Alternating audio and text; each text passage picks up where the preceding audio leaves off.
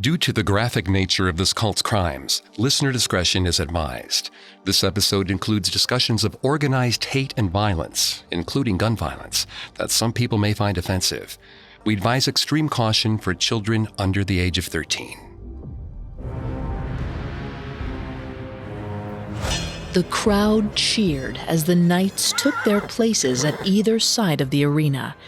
A signal from their lord, and the jousters spurred their horses forward, lances leveled. One jouster hit his adversary's shield, right at the center. The other managed a perfect blow to his opponent's chest, unseating him. The crowd roared their approval.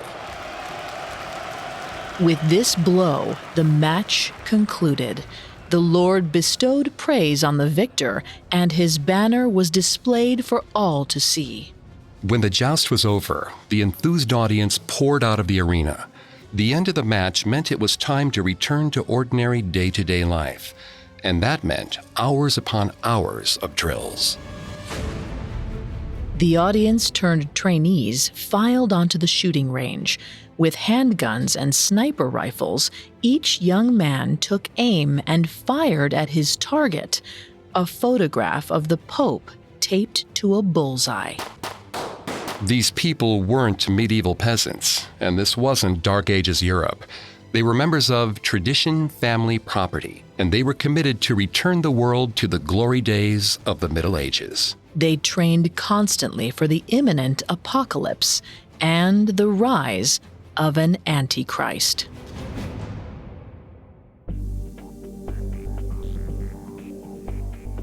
Hi, I'm Greg Polson. And I'm Vanessa Richardson. And this is Cults, a Parcast original. Every Tuesday, we look at a cult's practices, their leader, and their followers. You can find all episodes of Cults and all other Parcast originals for free on Spotify or anywhere you listen to podcasts. To stream Cults for free on Spotify, just open the app and type Cults in the search bar. At Parcast, we're grateful for you, our listeners. You allow us to do what we love. Let us know how we're doing. Reach out on Facebook and Instagram at Parcast and Twitter at Parcast Network. And if you enjoyed today's episode, the best way to help us is to leave a 5-star review wherever you're listening. It really does help. Today, we're taking a deep dive into Tradition Family Property, a right-wing paramilitary group founded by Brazilian theologian Plinio Corrêa de Oliveira. This week, we'll discuss Oliveira's early life and the culture shift that led him to believe the end was nigh. We'll also discuss some of his beliefs, including his certainty that the Middle Ages were the epitome of human achievement. Next week, we'll explore day-to-day life in Tradition Family Property. We'll also lay out some of TFP's most controversial modern initiatives and discuss how the cult functions today.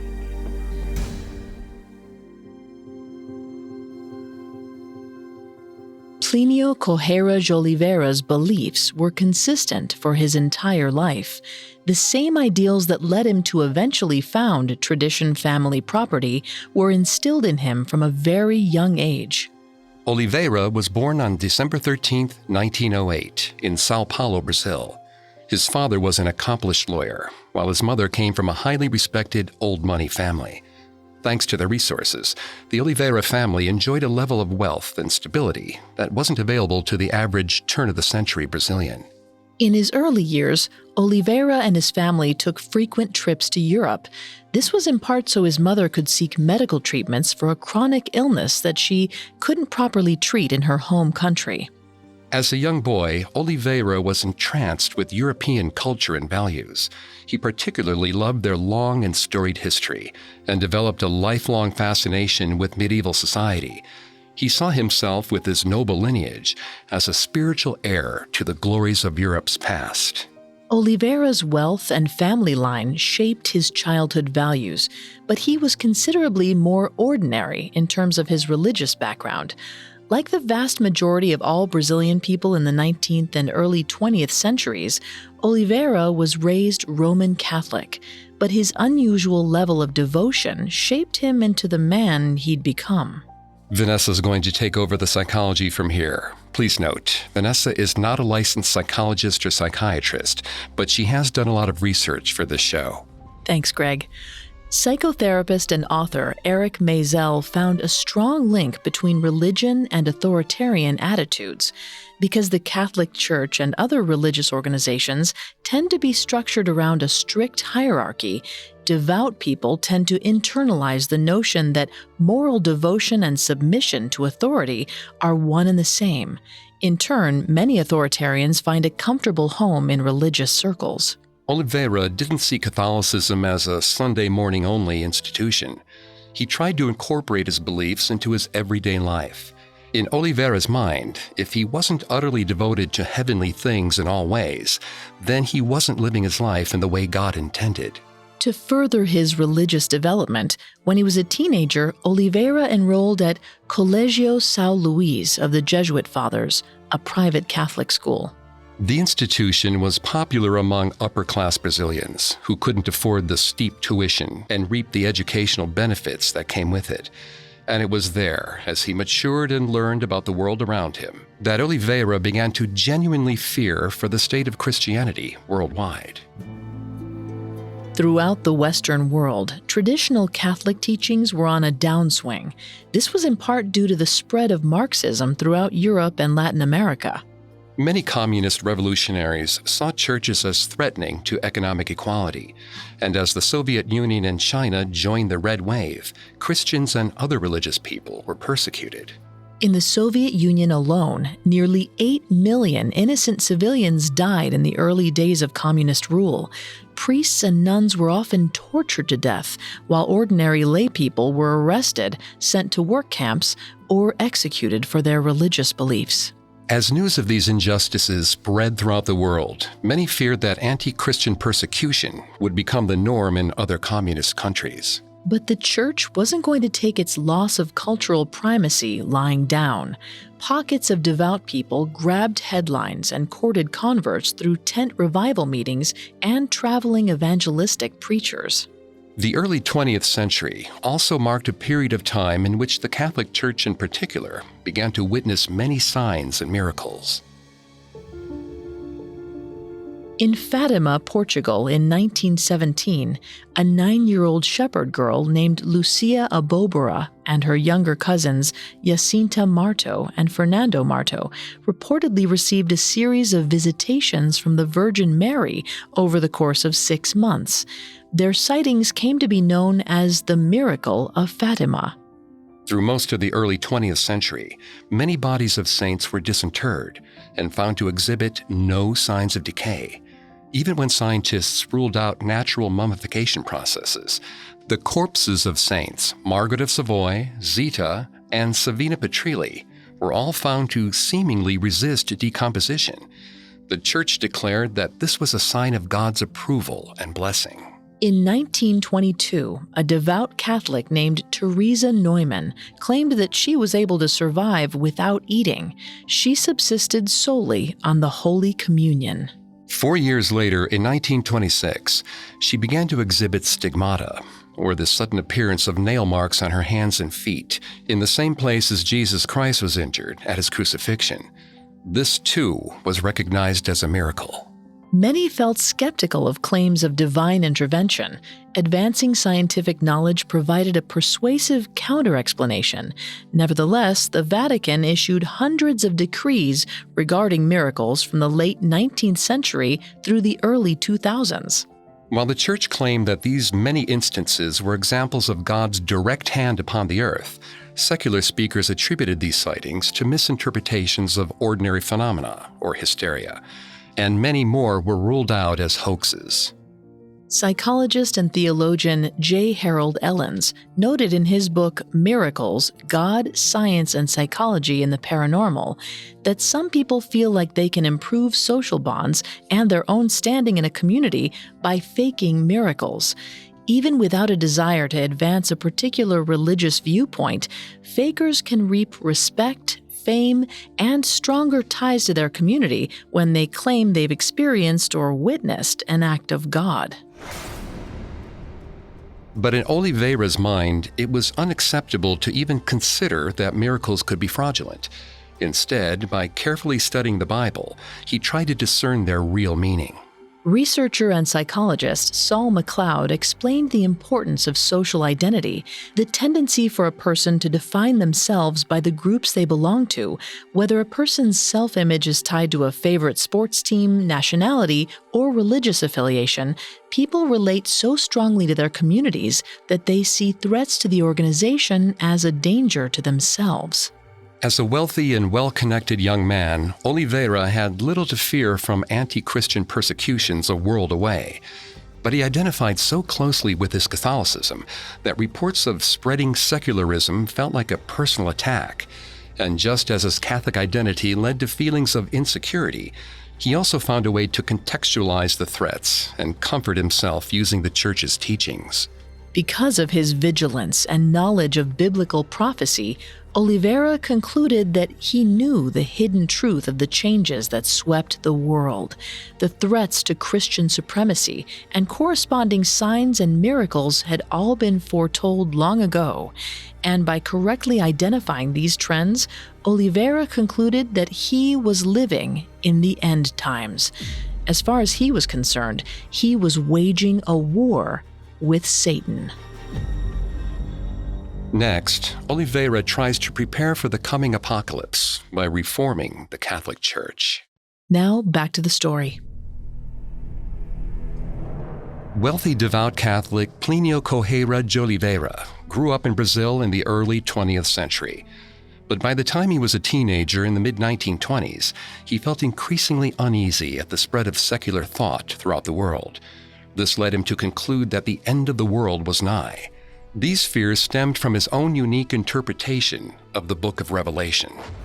The final book of the Christian Bible, called St. John's Apocalypse, or the Book of Revelation, has been hotly debated in theological circles for 2 millennia. The account has sometimes been interpreted as a highly symbolic history of the early church. Another theory states that Revelation is a series of coded transmissions penned when first-century Christians were persecuted in Rome. This suggests that the inscrutable imagery allowed the early church to criticize their oppressors without officials ever realizing the book's real meaning. But one popular interpretation for Catholics and Protestants alike suggests that Revelation predicts and describes the end of the world. This was Oliveira's understanding of the book. According to this framework, in the end times, God will enact a bloody and violent judgment upon all the people of the world, with particularly severe punishments reserved for non-believers. A period of intense suffering and mass death will culminate in the second coming of Jesus Christ and a new utopian Christian era. Most religious traditions feature some kind of discussion of the end of the world, but not all religious people are overly concerned with a looming apocalypse. Social psychologist Daniel Sullivan noted that people who experience a lack of control over their own lives tend to become more fervent in their belief in end times prophecies. In other words, Oliveira's conclusion that the end was nigh was quite natural and expected, especially in light of his strong identification with the global Christian church. His apocalyptic beliefs gave him a comforting narrative to explain the changing world around him.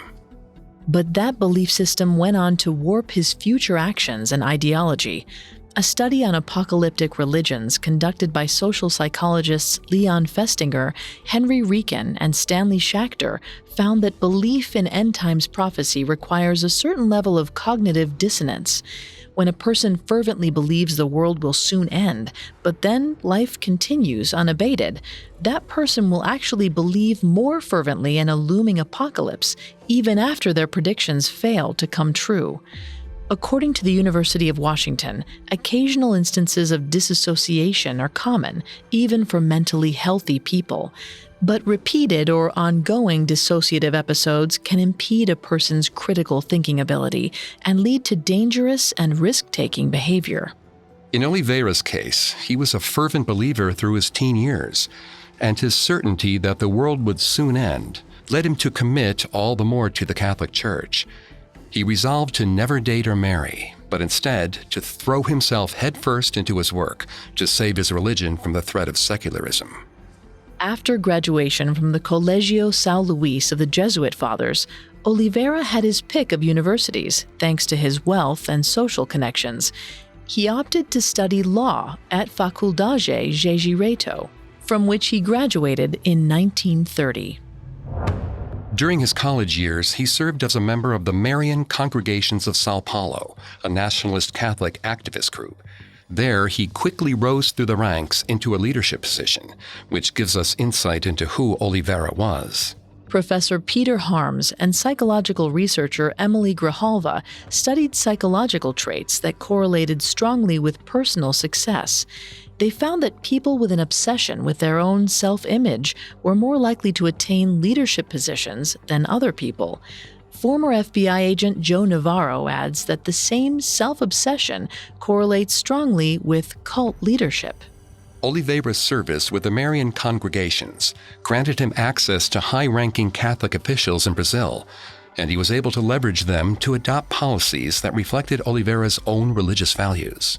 In the early 1930s, Oliveira determined that the best way for the Catholic Church to maintain its power and influence was to elect Catholic-friendly candidates into government positions. He worked with Duarte Leopoldo e Silva, the Archbishop of São Paulo, to help spur Catholic voters into a unified bloc. Oliveira worked with Catholic militants and casual churchgoers alike to found the Catholic Electoral League in 1932. Thanks to his efforts to establish the organization, 24-year-old Oliveira soon secured a position as secretary of the São Paulo branch. On May 3, 1933, Oliveira's star only shone brighter when, thanks to the support of the Catholic Electoral League, the 25-year-old won a seat on the Third National Constitution Assembly of Brazil, a federal legislative body. There he did his best to shape Brazil's laws to better reflect his own perceptions of what a Catholic-friendly nation should be. Oliveira's campaigning ensured that Brazilian public schools retained the legal right to teach Christian theology. It also granted missionaries access to federal inmates and soldiers for evangelism.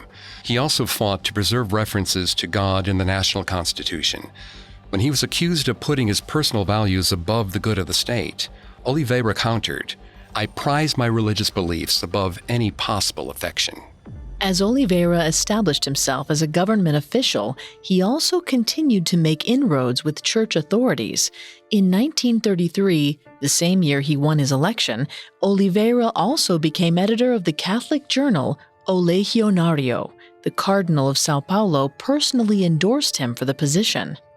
Oliveira's publication cemented him as a leader of Catholic thought. Within a decade, O Legionario's circulation increased until it was a major nationwide paper. Soon, Oliveira was inextricably linked to the Brazilian Catholic Church.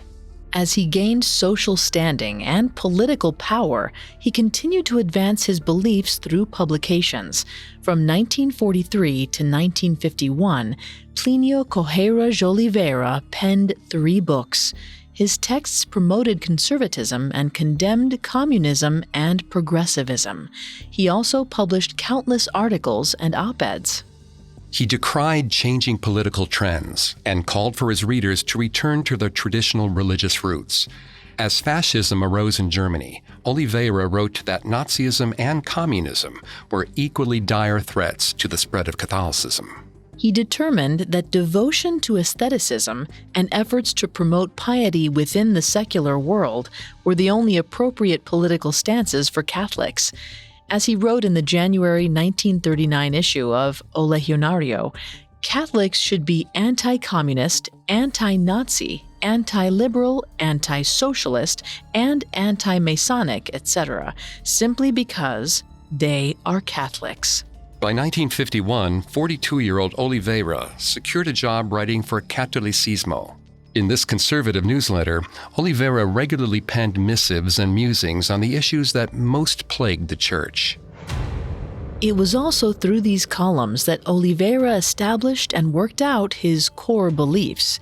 He saw the spread of secular thought as inherently threatening to Catholic devotion, and he saw Marxism as inextricably linked to secularism, so he regularly condemned any trends towards socialism. But Oliveira took his arguments one step further than that. Because Marxism was, at its core, a pro-equality movement, Oliveira saw any efforts to advance civil rights as antithetical to Christian thought. Oliveira decried the evils of women's suffrage, racial equality, and even the spread of democracy. He fingered Protestantism with its theological tenet that man could pray directly to God without a priest as an intermediary as one more threat to his Christian values. In Oliveira's mind, all devoted Christians had an obligation to reject progressivism. The church needed to return to its roots, traveling back to a time before feminism, before unions and workers' rights, even before the Protestant Reformation.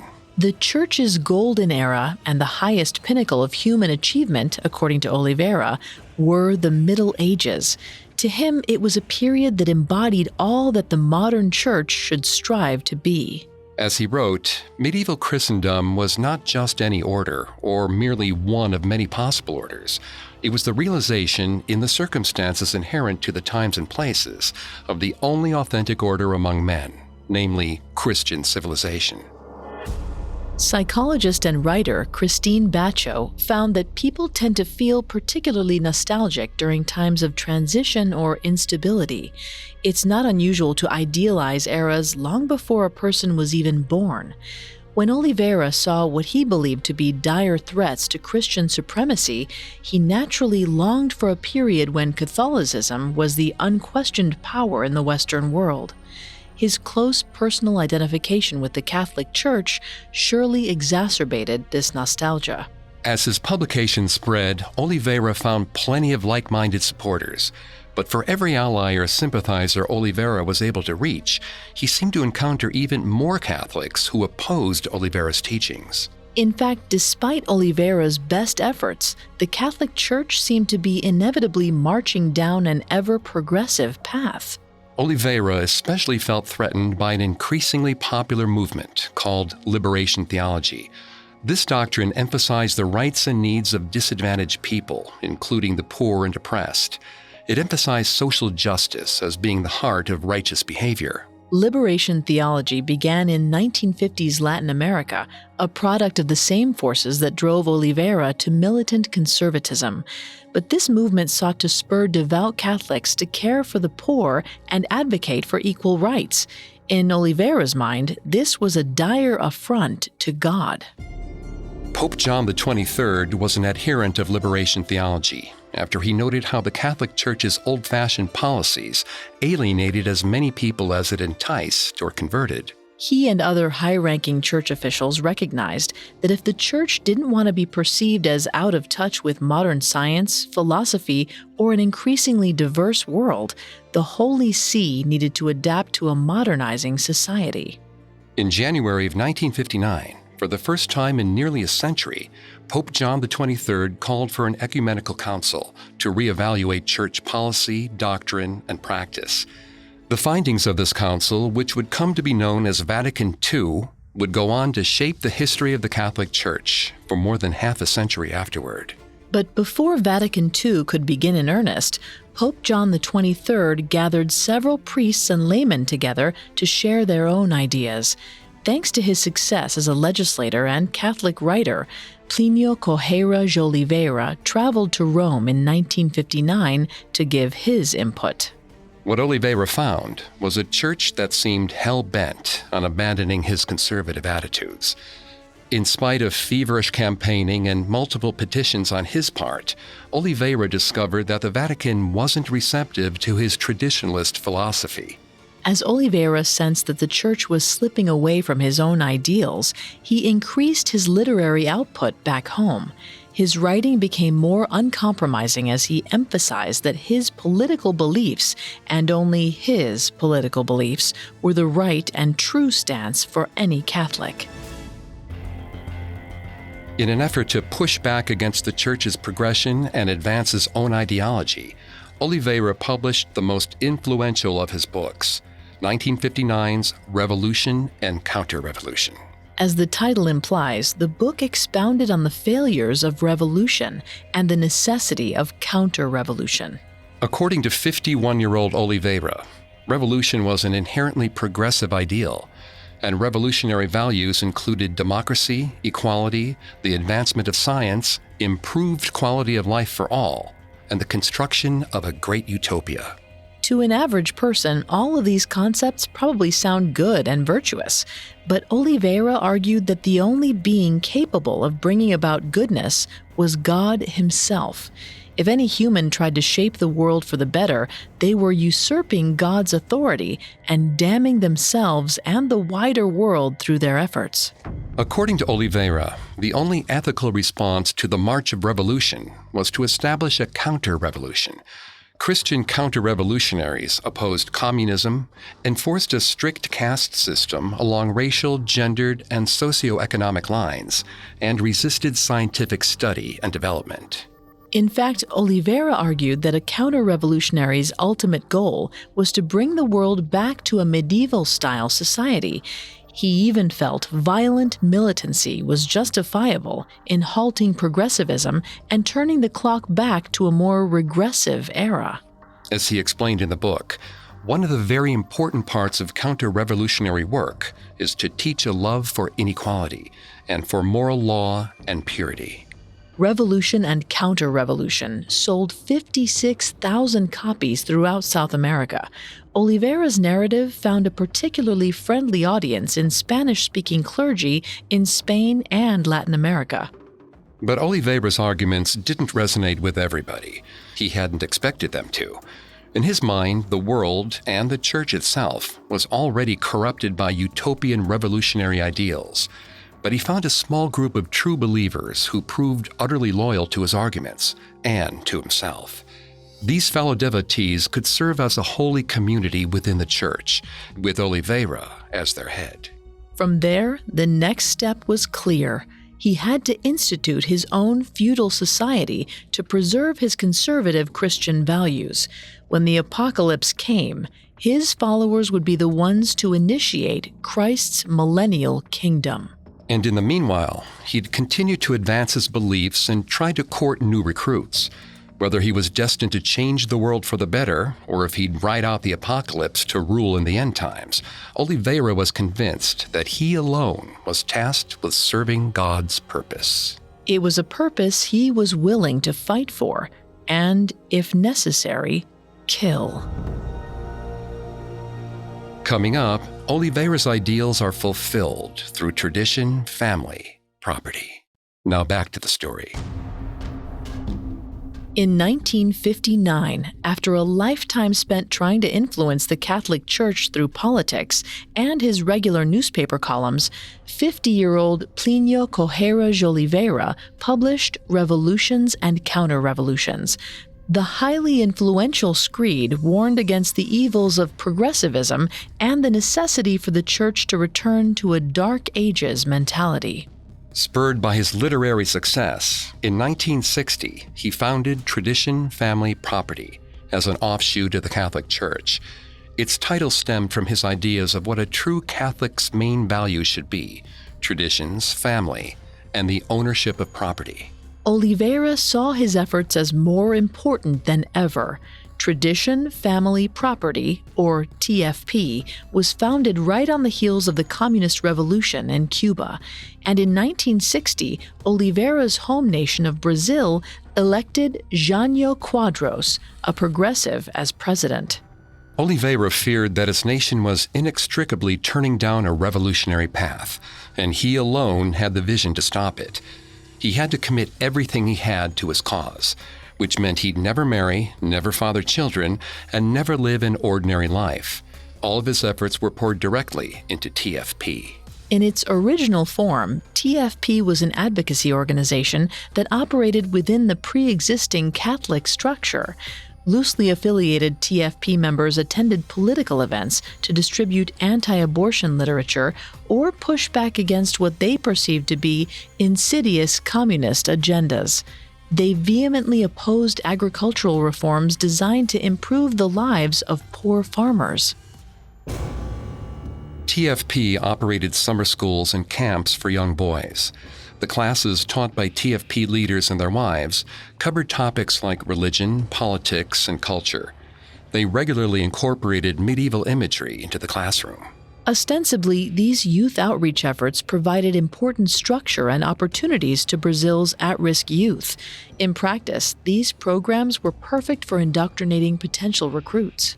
As Oliveira continued to run schools, sell books, and see his ideas spread, he watched the Catholic Church turn in exactly the direction he'd warned against.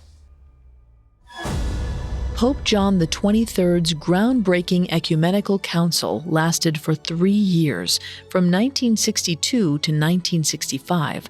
The council, known as Vatican II, soon launched a massive theological overhaul, issuing 16 separate documents advising changes to church practices and doctrine. Among other new policies, Vatican II permitted priests to lead Mass in their native languages after over a millennium of exclusively Latin services.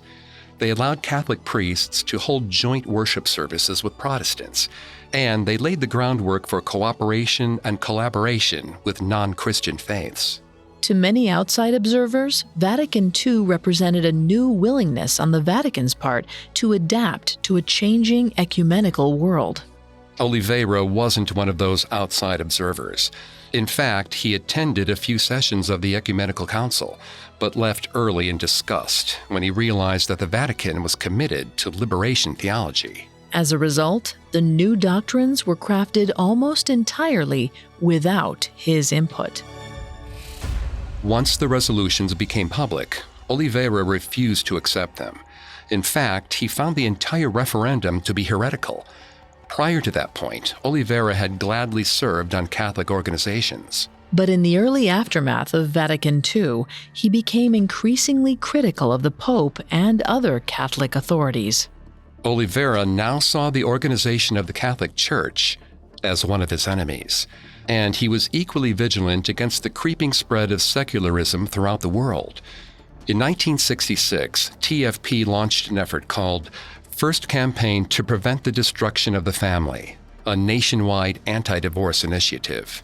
That same decade, 58-year-old Oliveira began taking trips with his TFP supporters across borders. He was determined that TFP would be a multinational organization, and he knew that he'd find like-minded allies outside of Brazil. Like a weed with an underground network of roots, TFP spread through Latin America and Europe, popping up in unexpected places. From the outside, few could have spotted the connections between the various TFP members, especially as international branches adopted new names, leading them to appear to be entirely distinct from one another. Oliveira was never able to court large crowds or massive numbers of converts. He didn't need to. His beliefs appealed to people like himself, wealthy, privileged, conservative men with government ties. Oliveira didn't need the numbers when he had access to policymakers who could single-handedly shape legislation. In 1968, Oliveira ramped up his efforts. That year, the 59-year-old began distributing materials accusing the church of being infected by the spread of communism. Across 4 countries, he was able to collect over 2 million signatures on a petition to launch a purge of the church. On March 14, 1971, 62-year-old Oliveira published a scathing article with Folha de São Paulo. In it, he wrote, "There is a class of heresiarchs and heretics who don't rush out of the church but wish instead to stay inside, fishing in muddy waters. It is necessary to root them out by sheer force through the application of spiritual penalties." His paranoid claims, coupled with multiple publications criticizing what Oliveira saw as the Pope's capitulation to progressive forces, made Oliveira's stance clear. He saw the Vatican as an enemy of God. Ironically, Oliveira still had strong ties to the church, and he still believed he could reform it from within. The Vatican, in turn, remained eager to cooperate with Oliveira, especially given that he had the resources and the reach to continue to help elevate their own political standing. Meanwhile, Oliveira's lifestyle continued to more closely resemble his philosophies. He adorned his personal property with medieval banners. He declared that his land would operate like a Middle Ages estate, with himself as the unquestioned lord. His employees and anyone else who came to his property would have to be supplicant to him. By the late 60s, a small number of young men began arriving at Oliveira's fief. Most of these men were recent graduates of the TFP-run schools and camps. After spending their teenage years learning TFP values, they now wanted to commit to the cause. Reporter Matt Davis noted that most cult recruitment processes work very differently from that of tradition family property. Typically, cult members will downplay their religious beliefs and instead provide a sense of community to lonely or socially unstable targets. Only once a person is firmly enmeshed in the cult society do they learn of the theological underpinnings. But Oliveira's earliest followers knew exactly what he was preaching, and they willingly committed to the cause.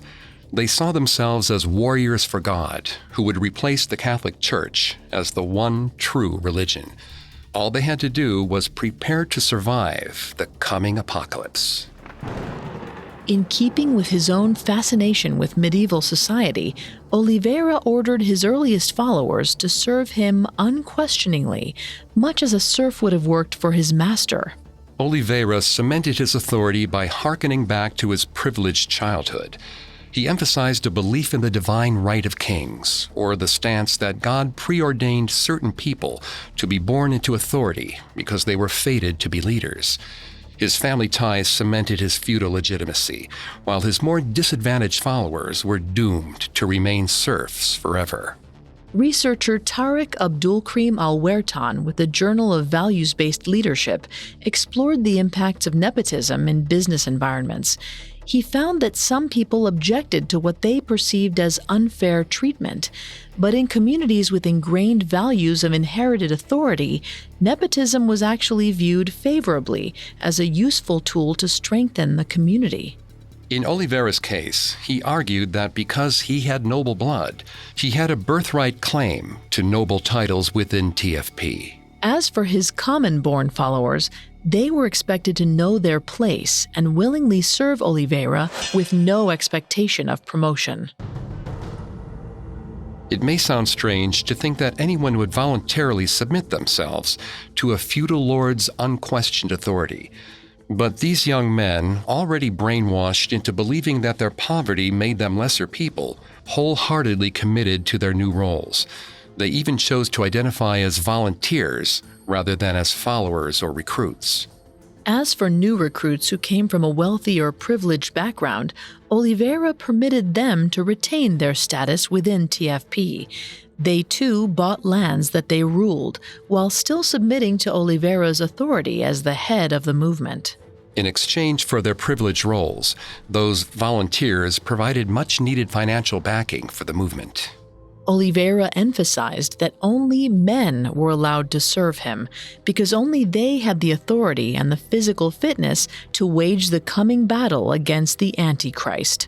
All TFP volunteers, as well as Oliveira, took lifelong vows of celibacy. Exceptions were made for already married and wealthy recruits. He required his volunteers to train military style every day. Although they were permitted and encouraged to take communion in Catholic churches, his recruits could not attend worship services. All new recruits were required to severely limit the amount of time they spent speaking with their family. When a newcomer's parents pushed for a face-to-face visit, he was only permitted to repeat TFP slogans and then end the conversation within an hour. Central to life within tradition family property was the sacrament of confession, and supplicants were regularly pushed and prodded to be more detailed as they described their sinful behavior. Oliveira was designing a world in which he was supreme leader, a dominion brought completely under his control. This need for total control likely made him feel secure and fed his previously discussed self-image. In addition to ruling as a lord, Oliveira adopted other medieval-inspired affectations. He hosted regular jousts. He had a banner designed with TFP's sigil, a golden lion rampant on a red field. This iconography was displayed throughout his property. Most importantly, Oliveira emphasized to his followers that they had to be committed to TFP above all else. He warned them that in the coming revolution, they'd have to abandon all ties to their old lives that stood in the way of their devotion to Christ. According to Oliveira, many TFP militants would begin the battle by murdering their own families. Any man who killed his own father and mother would be rewarded by God. TFP members had to attend strict training sessions where they used photographs of the Pope for target practice. He warned that very soon the Pope would be killed for his impiety. His volunteers needed to be prepared for the violent fallout from that death. All the training, all the devotion, all of the isolation, all was in preparation for the apocalypse. Oliveira was certain that they wouldn't all survive to the end, but he was resolved to bring as many of his followers to Christ's second coming as he could. Ultimately, he saw his men not as religious followers or as adherents. They were an army, and a war was coming.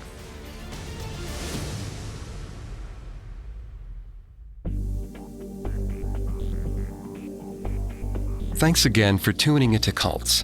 We'll be back with another episode next Tuesday, in which we'll further explore how Oliveira's fanaticism grew increasingly violent. For more information on Plinio Corrêa de Oliveira and tradition family property, amongst the many sources we used, we found his book Revolution and Counter-Revolution, as well as Roberto de Mattei's The Crusader of the 20th Century, Plinio Corrêa de Oliveira, extremely helpful to our research. You can find all episodes of Cults and all other Parcast originals for free on Spotify. Not only does Spotify already have all of your favorite music, but now Spotify is making it easy for you to enjoy all of your favorite Parcast originals, like Cults, for free from your phone, desktop, or smart speaker.